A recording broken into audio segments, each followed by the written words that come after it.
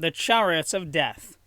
That's what it would have been called if the Germans really would have invaded Britain.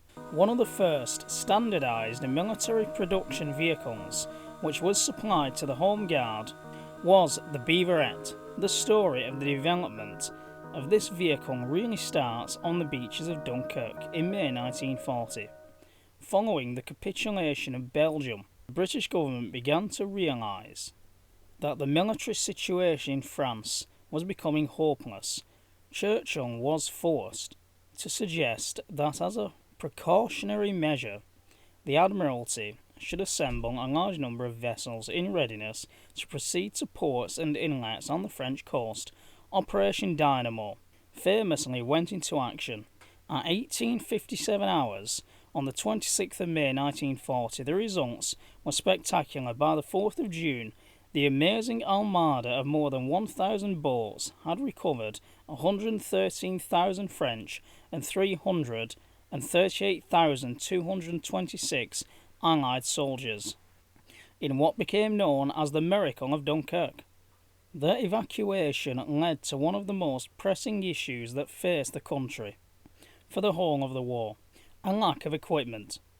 In the retreat from France, the British Expeditionary Force had been forced to leave most of its equipment behind, representing much of the best that the British Army possessed. Expecting that a German invasion was imminent, no army vehicles could be spared for the defence of airfields or protection of factories. Lord Bevertte, the then Minister of Aircraft Production, set about obtaining his own vehicles. The result was the Beverette Mark I, a design that was to be named after Bevertte.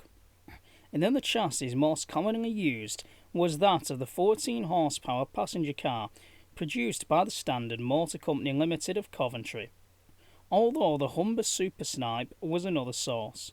Fitted to the car's chassis was a body of mild steel to a maximum thickness of 0.35 inches. A layer of 3-inch thick oak planks bolted behind the steel reinforced the frontal armour. Both the Mark I and II had an open roof and were powered by an engine developing 45 horsepower with a 4-speed gearbox. Armament was provided by a Bren light machine gun, which, trust me, I've held one and they are not light. Boy's anti-tank rifle.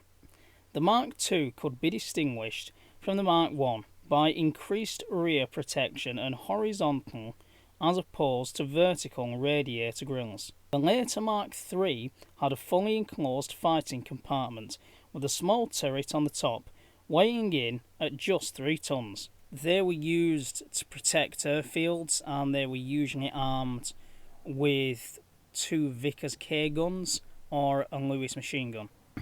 And I presume driving one would have been a very boring job, because it couldn't just race around the airfield like, say, a motorcycle. It could only muster a top speed of 24 miles per hour. The end of the line was the Mark IV, which differed in the design of the hull top. I don't think I've ever seen one of them. The total production run of all 4 ended with the completion of over 2,800 examples of the type.